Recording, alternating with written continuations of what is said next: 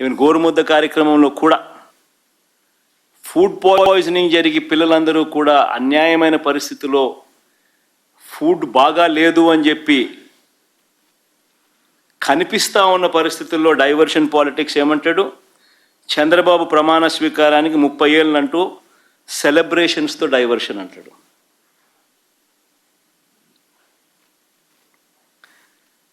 Chandrababu Naidu skill స్కామ్లో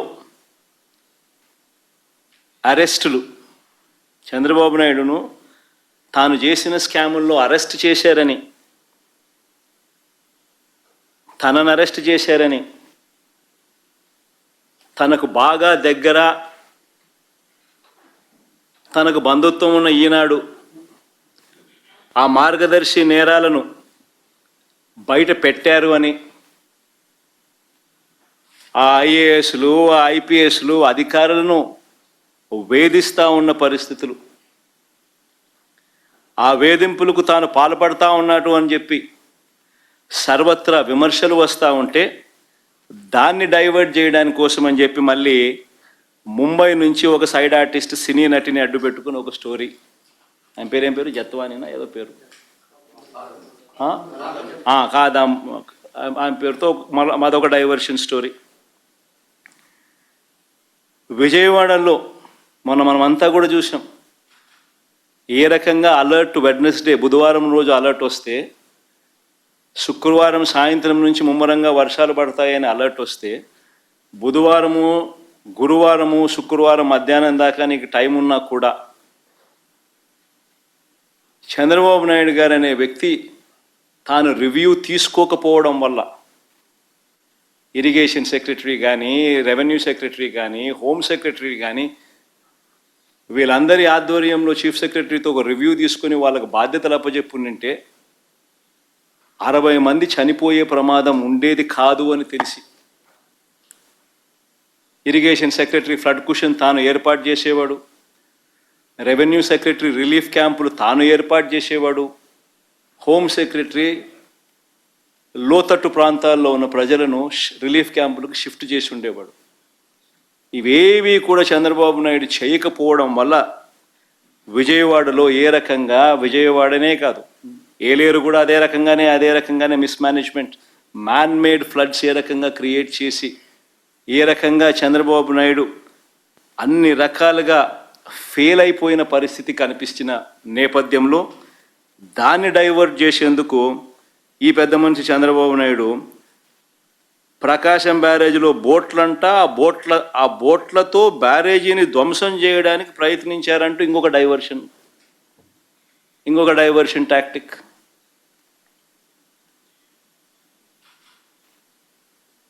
అసలు ఆ బోట్లన్నీ అక్కడ ఎందుకున్నాయి? ఆయన చేస్తూ ఉన్న ఇసుక మాఫియాలో భాగంగా ఆ బోట్లు ఆయన అక్కడ పెట్టుకున్నాడు. ఈ వాటర్ ఫ్లోకు బోట్లు కొట్టుకొని వచ్చాయి. మరి ఆయన 4 నెలల కాలంలో ఆయన పెట్టుకున్న బోట్లు కొట్టుకొని వచ్చి ఆ బోట్ల వల్ల ప్రకాశం బ్యారేజీ మునిగిపోతుందంట. అది ఇంకొక డైవర్షను. విశాఖపట్నం స్టీల్ ప్లాంట్ అమ్మకం మీద కూడా కొత్త మెడికల్ కాలేజీలో ప్రైవేట్ పరం చేసేయాలన్న స్కాముల ఆలోచన మీద వాటి మీద కూడా ఆందోళన జరుగుతూ ఉంటే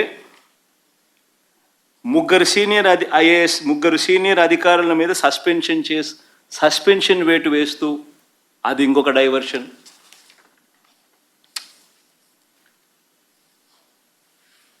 చివరికి 100 రోజుల పాలన మీద,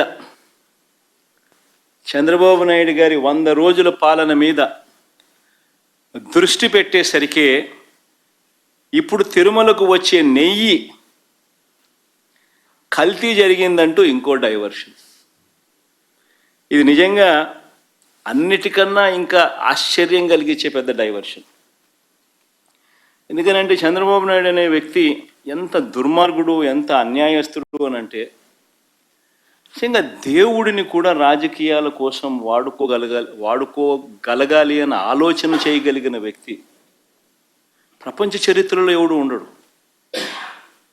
ఇంత అన్యాయస్తుడు ప్రపంచ చరిత్రలో ఎవడు ఉండడు. దేవుడు నీ రాజకీయాల కోసం ఉపయోగించుకోవాలి అని ఆలోచన చేయగలిగిన దుర్మార్గమైన మనస్తత్వం ఒక చంద్రబాబు నాయుడు గారికి మాత్రమే ఉంటాయి. నిజంగా ఇది ఎంత దారుణమైన డైవర్షన్ పాలిటిక్స్ అంటే, ఒకవైపున 100 రోజులు చంద్రబాబు నాయుడు గారి పరిపాలన మీద ప్రజలందరూ కూడా చంద్రబాబు నాయుడు మీద కోపం వెలుపుచుతూ ఉన్నారు. ఏమైనా మా సూపర్ 6లు, ఏమైనా మా సూపర్ 7లు అని చెప్పి ప్రజలు నిలదీస్తూ ఉన్నారు. ఇలాంటి నేపథ్యంలో ప్రజల మనసును డైవర్ట్ చేసేందుకు చంద్రబాబు నాయుడు చేస్తూ ఉన్న అతి దుర్మార్గమైన ఆలోచన ఈ కట్టుకథ. నిజంగా ఈ కట్టుకథ ఎంత దుర్మార్గము అనేది నేను మీ అందరికీ కూడా ఒక కొద్ది నిమిషాలు మీ టైంలో ఇస్తే నేను ఎక్స్ప్లెయిన్ చేస్తా. మీరే ఆలోచన చేయమని చెప్పి కూడా మిమ్మల్ని అందరినీ కూడా నేను కొడతా ఉన్నా. ఇంత దుర్మార్గపు పని చేయగలుగుతారా ఎవరైనా? చేయడం ధర్మమేనా అని అందరూ ఆలోచన చేయమని అడుగుతా ఉన్నా. ఎందుకనంటే కారణం ఏమిటనంటే, ఈరోజు తిరుమలకు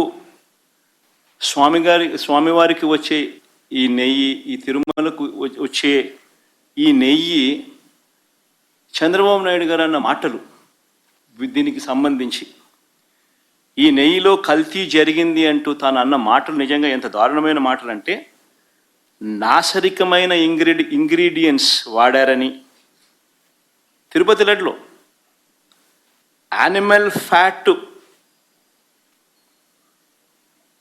గీక్ బదులు వాడినారని, ఇదే పెద్ద మనిషి చంద్రబాబు నాయుడు ముఖ్యమంత్రి హోదాలో ఉంటూ ఒక ముఖ్యమంత్రిగా తాను మాట్లాడిన మాటలు ఇవి.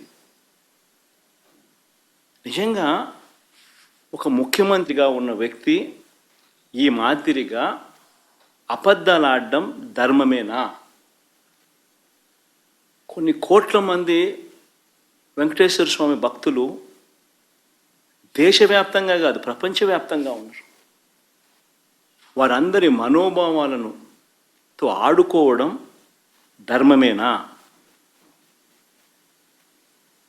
నిజంగా అసలు ప్రొసీజర్ ఏంది, ప్రక్రియ ఏంది, ఎలా జరుగుతుంది అన్నది నిజంగా కూడా అందరూ ఒక్కసారి ఆలోచన చేయాలి.